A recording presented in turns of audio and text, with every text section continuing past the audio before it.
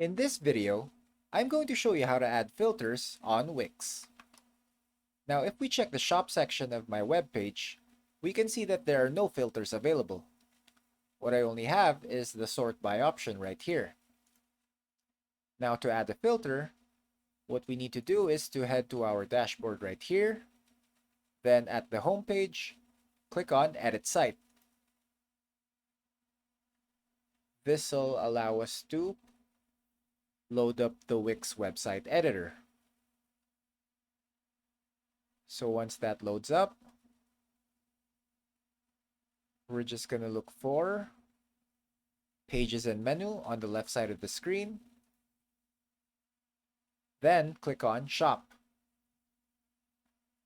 This allows us to edit the elements in our shop page. So I'm going to go ahead and click on this section so that I can add my filters. So once you click that section, these options should appear. We're going to choose Settings. Then under Category page, we're going to look for Filters.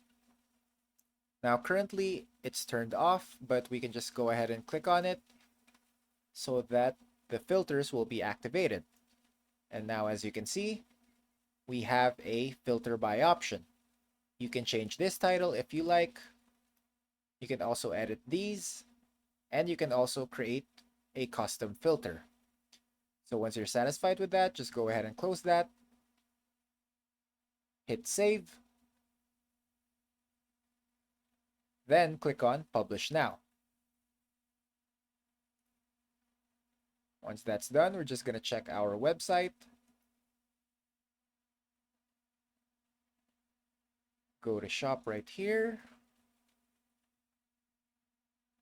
And as you can see, the filter by option is now live. Let's see if it's functional. And yes, it's working perfectly. And that's about it. That's how you add filters on Wix. If you have any questions, please let me know down in the comments below, and I'll do my best to help you out.